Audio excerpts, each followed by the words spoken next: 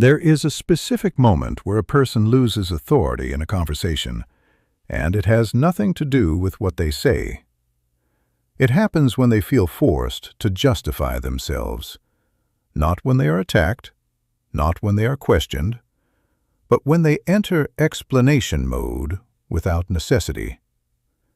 That shift is subtle, but it changes how others perceive them instantly. Most people assume control is exercised through direct commands, tone, or dominance.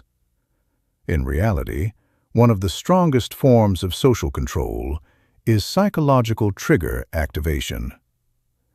If someone can make you react emotionally, they are no longer engaging with you. They are steering your behavior. The key signal they look for is not your agreement or disagreement. It is your reaction speed. A fast reaction signals emotional involvement. Emotional involvement signals vulnerability. Vulnerability signals influenceability. This is the underlying structure of most social pressure situations. When a person is accused, criticized, or subtly discredited in public, the instinct is immediate: correct the narrative. But here is the paradox. The more you explain, the less believable you become. Not because your argument is weaker, but because explanation itself communicates instability. A stable position does not feel the need to defend itself in real time.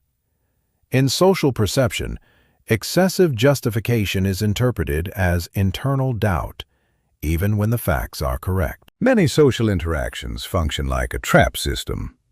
A provocative statement is made, not to find truth, but to extract reaction. Because reaction equals confirmation of emotional leverage. If you respond emotionally, you validate the importance of the trigger. If you remain controlled, the trigger loses value.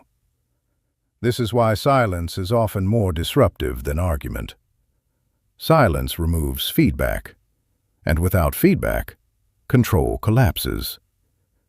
When you do not respond as expected, the other person loses certainty, and uncertainty is psychologically more destabilizing than conflict.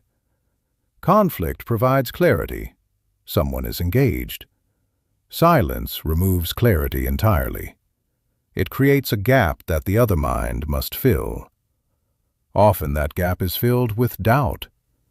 Did it land? Did it matter? Did I misjudge? That internal instability shifts perceived control. At a deeper level, this behavior is not about communication. It is about identity strength. People who constantly justify themselves often lack internal certainty about who they are. People who do not need to justify themselves operate from a stable identity framework. They are not seeking validation from external sources because their self-definition is already fixed internally. When identity is stable, external opinions lose structural weight. Strategic silence is not suppression. It is control of timing. It is the deliberate delay between stimulus and response. That delay creates cognitive control. It interrupts automatic emotional escalation. Most people fight arguments on the wrong terrain. They try to win verbal battles in real time. But real influence is not established in conversation. It is established through consistency over time, behavior, results, composure under pressure. People do not remember arguments. They remember patterns. When triggered, do not respond immediately. In most cases, the emotional spike disappears, the need to respond weakens, and the situation self-resolves. This trains the nervous system to break automatic reaction loops. The real transformation is not communicational, it is structural. You stop living inside reactive identity loops. You move from reaction to observation, and from observation to choice.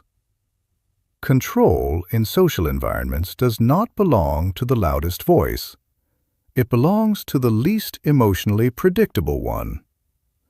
The moment you stop explaining yourself unnecessarily, you stop participating in other people's control systems. And what remains is not silence as absence, but silence as position, a stable one.